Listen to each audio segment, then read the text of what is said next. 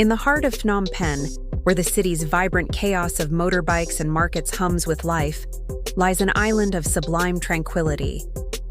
Shielded by high, crenellated walls, the Royal Palace of Cambodia is not merely a tourist attraction. It is the golden heart of a kingdom, a breathtaking testament to Khmer artistry, and the official residence of King Norodom Sihamoni. To step through its gates is to leave the modern world behind and enter a realm of myth, majesty, and unshakable faith. The first thing that strikes you is the color. An explosion of gold and white under the brilliant Cambodian sun. The palace complex is a symphony of gracefully curved roofs, soaring spires known as chadayas, and ornate gables depicting celestial beings. This isn't just architecture. It's a storybook brought to life. The air itself feels different here, thicker with history, scented with frangipani blossoms from meticulously manicured gardens. Your journey begins in the shadow of the throne hall, or Preah Tinayang Tavaya Viniche. Its very name means the sacred seat of judgment, and its grandeur is absolute. The three-tiered roof, crowned by a 59-meter-high tower, seems to pierce the heavens. This is the stage for Cambodia's most sacred royal ceremonies, from coronations to official audiences. Though you can only peer inside from the doorways, the view is mesmerizing. Gilded thrones sit beneath intricate ceilings painted with legends, waiting for a king to preside over the fate of his nation. It's a powerful, tangible link to the Cambodian monarchy, a lineage that has weathered centuries of turmoil and triumph. But for many, the true jewel of the complex lies just a short walk away, in a place where treasure is measured in both material wealth and spiritual devotion: the Silver Pagoda. Officially named Wat Preah Ko Morakot, which translates to the Temple of the Emerald Buddha, its common name comes from its most astonishing feature. Beneath your feet, protected in part by carpets, lie over 5,000 solid silver tiles, each weighing more than a kilogram. Catching the light that filters into the hallowed space, they create an ethereal glow, as if you are walking on a river of moonlight. This singular detail makes the Silver Pagoda one of the most unique temples in the world. Inside, the air is cool and silent, a stark contrast to the heat outside. This is not just a palace compound. It is a functioning temple, and a profound sense of reverence pervades. Your eyes will inevitably be drawn to the pagoda's namesake, a 17th century Buddha statue carved from a single piece of baccarat crystal.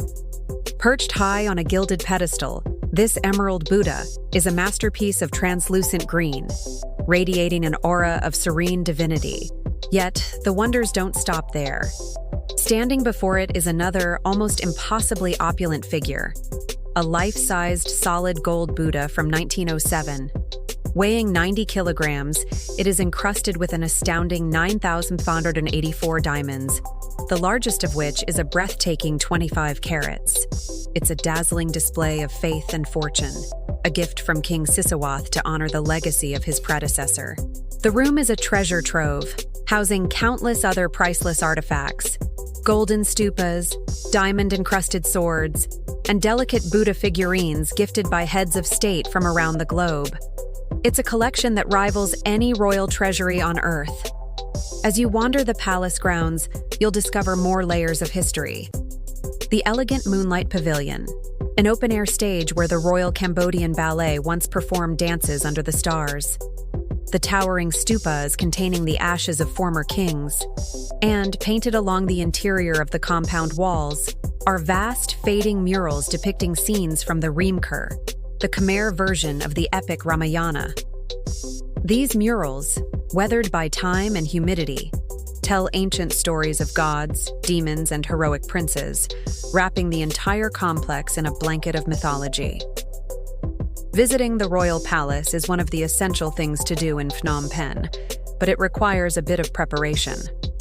This is a sacred royal space, so a strict dress code is enforced. Shoulders and knees must be covered by both men and women. Arriving early in the morning is your best strategy to avoid the punishing midday sun and the largest tour groups. While photography is welcomed on the grounds, it is strictly forbidden inside the Silver Pagoda and Throne Hall. a rule designed to preserve both the sanctity of the space and its delicate treasures. Leaving the royal palace and re-entering the bustling streets of Phnom Penh is a jarring transition.